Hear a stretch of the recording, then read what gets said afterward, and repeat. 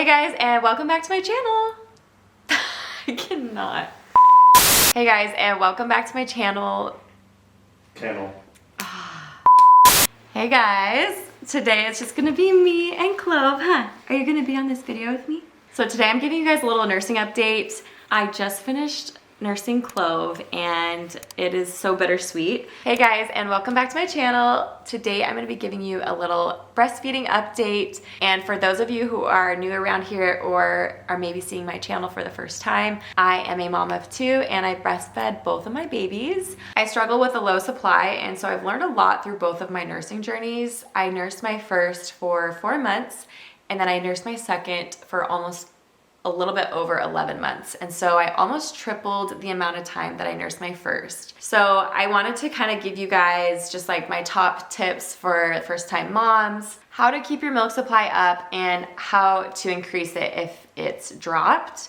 And then also maybe some of my favorite like breastfeeding equipment or products. And then also a little update about where I'm at today with my journey with my daughter. So let's just kind of like jump right into it. I'm gonna start with my first. I obviously didn't have a lot of experience with breastfeeding. He was my first baby, but I did do a nursing course before I had him. And then I did have a lactation consultant helped me with his first latch right after he was born, and so that was super helpful. So if you can't pay for a class, just maybe YouTube some things. It's just really helpful to be able to like see somebody else doing it, or maybe you have like a mom friend who wouldn't be shy to kind of like show you and give you some tips beforehand. I just felt like going into it, I wanted to be confident, and I think that class did that for me. And then the lactation consultant really was there to help me physically, and she honestly like grabbed my boob and like shoved it into my baby's mouth that first time, and it was a little bit like jarring or like freaky to like have somebody else do that, but it helped a lot. You literally grab your boob like a hamburger and like shove it into your baby's mouth. And I feel like the number one tip for me right at the beginning was to kind of like rub your nipple on their nose to get them to like reach their head up and open their mouth to latch. They're gonna show you a couple like different... Hi, babe. This is my husband, Rhett. I'm sure most of you guys know that. How was that first experience when the lactation consultant did that? Were you there watching? Of course. When Asher latched the first time? That was kind of... funky. It's like kind of weird. Especially with your first kid. Yeah. It really did teach me and it helped me, and you gotta what? Gotta roughhouse that fritter. You do. Just a little bit. You literally like you like shove their face into your boob. And Asher was a little tougher to breastfeed than Clove. He was. Well, and I feel like it was because it was my first time. I didn't really know what I was doing. And he had that one like condition where we had to give him bottles, right? So a little bit. Yeah, he had low blood sugar, and he just like wasn't nursing super well. A couple times I think when I was nursing him, I nursed him like for an hour, and then I took him off and I had a hickey on like the side of my nipple, and so he hadn't even really been fully latched onto my nipple. So like I didn't really know what I was doing. He didn't know what he was doing. I didn't know what I was doing. Red didn't know what he was doing. And his blood sugar levels were not like keeping up, and we were gonna have to stay like an extra day in the hospital if we didn't get it up. So we did supplement with formula a little bit in the beginning for him just to get his blood sugar where it needed to be. That's a tangent. Long story short, I definitely recommend, meeting with a lactation consultant, asking for one like right off the bat. That was really helpful. The other thing that really, really helped me, I didn't have like a ton of nipple pain. I feel like that's because like I did a lot of preventative stuff. So I like first things first, like did the lanolin cream, and then at the hospital, at least at my hospital, you can request these gel nipple covers. I'll like try to include like a screenshot if you wanted to like purchase them beforehand just to bring with you just in case. But they're like these little gel things that after you put the cream on, you put it on your nipple, and I feel like it was just life changing or like a lifesaver because that helps with chafing, right? Yeah, it just helps like keep the friction is like right between like when you're putting stuff on, like when you have clothes on. Right. Well, it just helped it like protect the cream from just soaking right into your bra, because otherwise I felt like the cream would just soak right into my bra. And then like my nipple, like where it was chapped, it would like get stuck to my bra, and like each time I like would take off my bra or like the nursing pads, whatever I was wearing, it would like peel off like that freshly healed like little scab or something. And so the gel nipple covers were so good. Also, like they're just like sitting out in the air and they were nice and cool, so it was like a cooling effect. They were everywhere around our room. Yeah, they were just laying around everywhere. But honestly, they were so good. I definitely recommend getting those. And I never like had really any painful nursing experience from my very first to my second. So highly recommend those. I mean, I did have some scabbing and a little bit of bleeding here and there, but I never like cried when he was nursing, right? No. You did say it was a little sore sometimes, but that's about it. Yeah, like of course it's sore and like I expected that, but like I know, yeah, I just have a lot of friends who had like really painful first time nursing experiences. So that's my number one tip for that.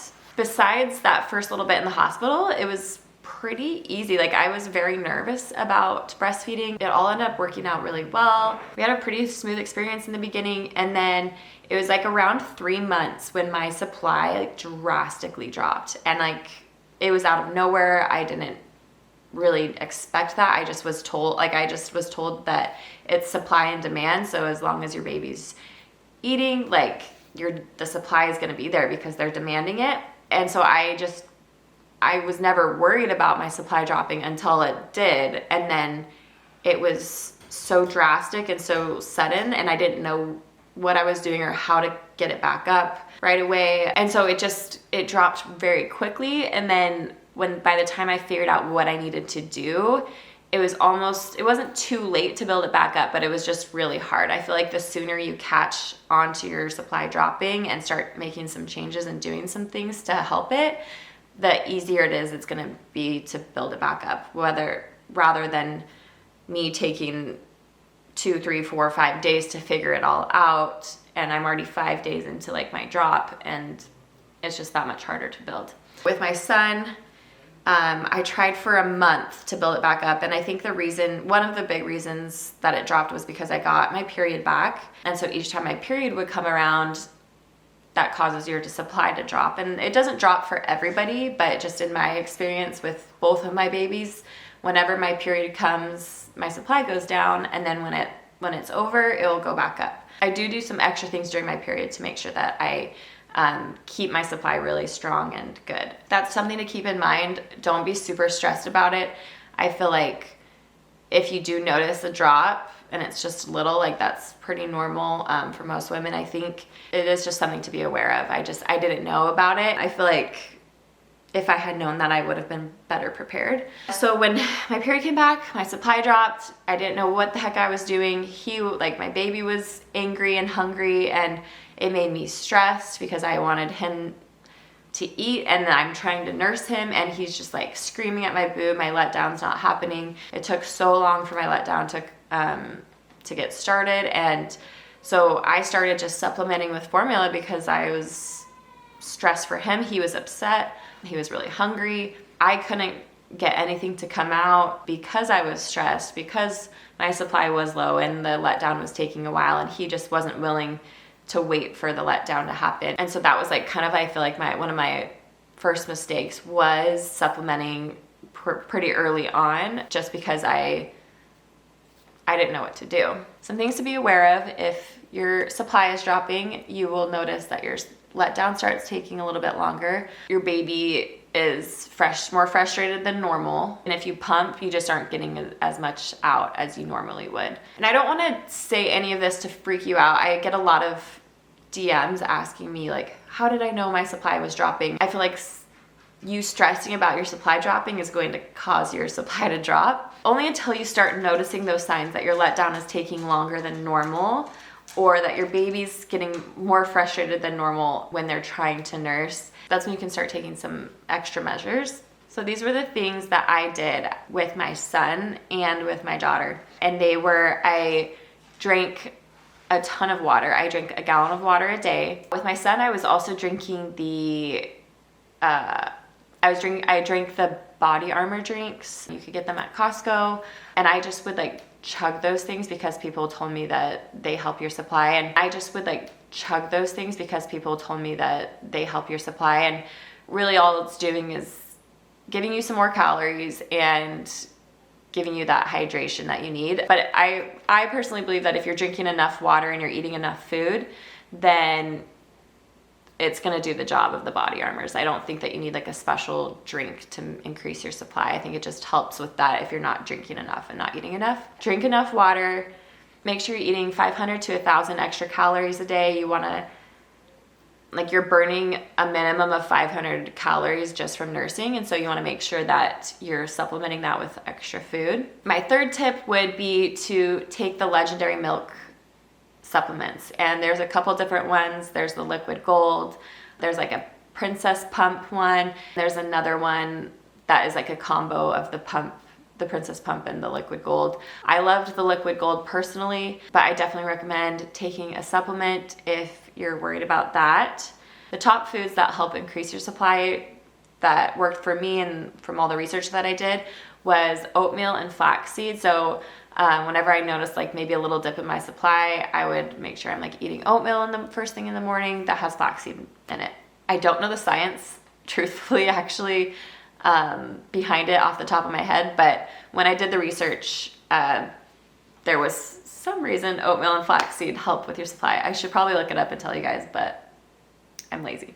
Okay, the other thing that really helps is nightly power pumps. And so a power pump is when you pump on and off for a whole hour. And so I always would do like 10 minutes pump, 10 minutes off, 10 minutes pump, 10 minutes off. If you don't have a letdown within that 10 minutes, then I would just keep pumping unless you're really sore, and then just take a break. So the whole point of it is that you're causing your body to have a letdown.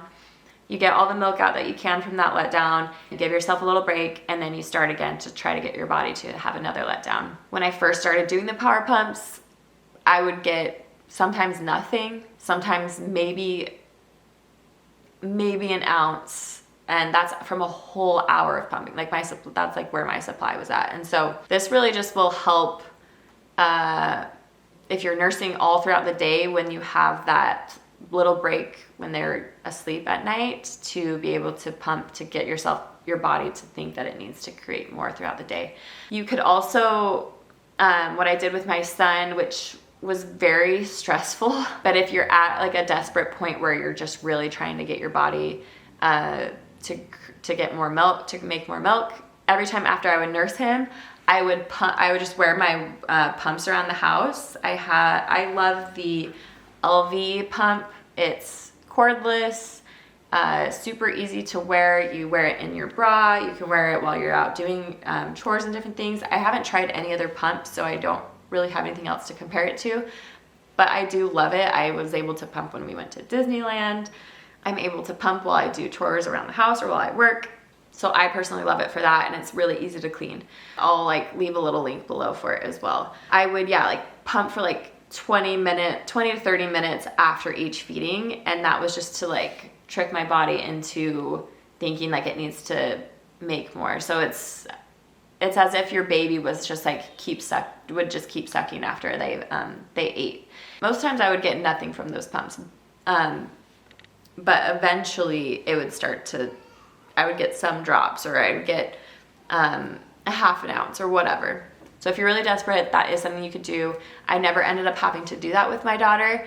It almost, I think, made me more stressed to have to like add something else on. Like my whole day was gone from just like feeding my baby and then pumping in between. And so I just never let myself get to that point of needing to do that with my daughter. The other thing you want to try to do is keep your stress low, which is hard when you're stressed about your milk supply and you're not being able to feed your baby who's screaming and upset with you. And so try to practice some breathing exercises while you're nursing. Really try to imagine a letdown happening while your baby's nursing. Or you could even pump before you try to let them nurse, so that you start a letdown and then put them immediately on.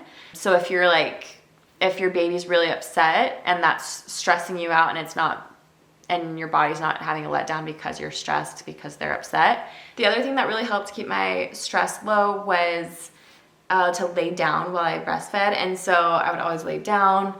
lay her down with me and just try to stay really calm, do some breathing exercises, really just like imagine the letdown happening. That really personally actually helped me a lot. My very last tip is to feed on demand. And so if you're following any type of schedule, for example, I feed my babies every 3 hours, just like completely disregard that, drop that. Like the schedule and like them sleeping through the night is not as important as getting your supply back, which with Asher, I just like for some reason like didn't compute that. Like I just was like, no, I feed him every 3 hours. And so when he was upset in between feeds, I would just like try to distract him or like put him to sleep or whatever. And so I was just like, for some reason, like holding on so tightly to that 3 hour schedule. When it's your first baby, you just don't know what the heck you're doing. And you're just like, have been told certain things. And so you think that's what you're supposed to do.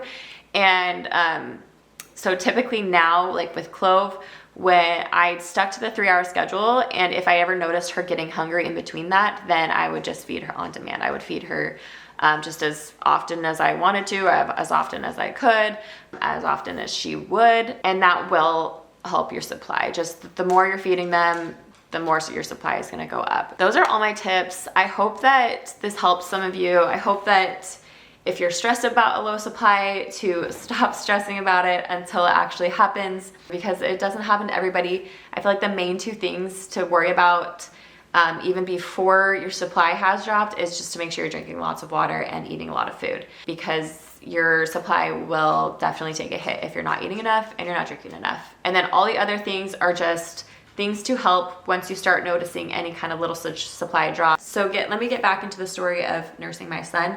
We hit that 3-month mark, dropped. I did all of these things to try to build it back up. It is a lot of work, I'm not gonna lie. I was able to get it back up, but then my period came back and it dropped really bad again.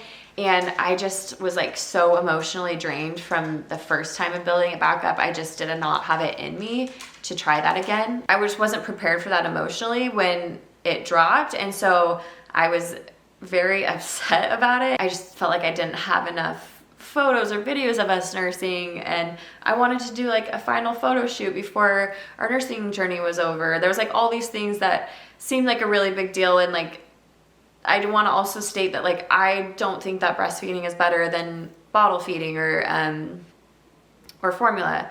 I just personally had that in my mind that I was going to nurse until they were at least 1 year old.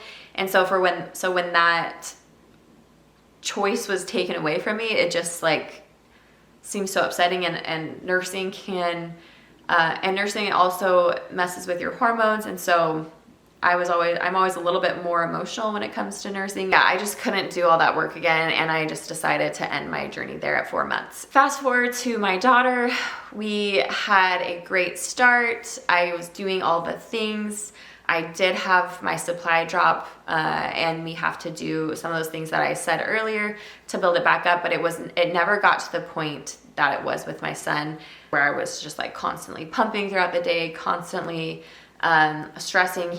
She never got super upset. I never did any supplementation. I feel like when you supplement, it just takes away from them. It just takes away from that demand that there is. So instead of supplementing, I highly recommend just having them just nurse constantly, like all day long. Just stick them on as often as you can. Just kind of stay on top of all those things that I said before. So it went great. We had some like ups and downs. It never took a hard hit until about like, I think 10 months. It was like after her afternoon nap, I tried to nurse her and she just wasn't interested. It just was taking too long. She wasn't super hungry. She's already like loves food. So she just wouldn't suck. And then when there's nothing coming out, she wasn't really interested in nursing. And so that feeding like eventually dropped. I think I tried for a week trying to get her to do that feeding and she just never would. And so then I dropped that feeding, and then it just kind of like snowballed after that. She just wouldn't take one of the feedings for a whole week, so I would drop it. And then it came to I think it was 2 weeks before she turned 11 months that I was already down to 1 feeding a day. I was super stressed that just like that wasn't good for her. She was only 10 and a half months old.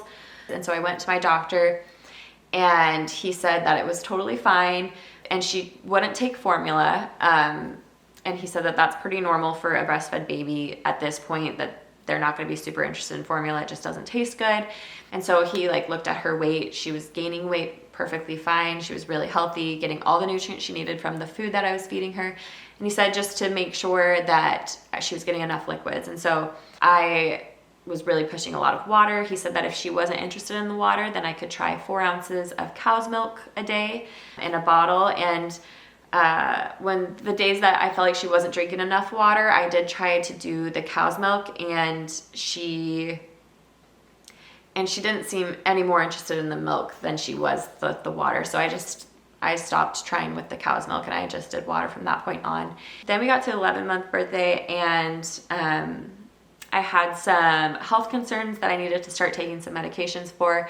And so I think it was like a week after her 11-month birthday that we had our last breastfeeding session, and I did like a whole photo shoot with her just to kind of like document it and remember it because it is kind of hard for me to let that go. I felt like, I don't know, that's just like was a really positive way for me to end our journey. And so that's kind of where we're at now. She does now, like if she sees any little like skin showing on me, she'll try to like grab it and she'll suck her thumb. And I think she's just trying to like replicate that connection that she's missing now that we're not nursing anymore. But other than that, she's doing great. She's getting all her liquids in. She has wet diapers. She's passing stool, and the doctor said she looks great. So if you have a baby that is not wanting to nurse anymore and you're stressed about her getting all those nutrients and everything, just like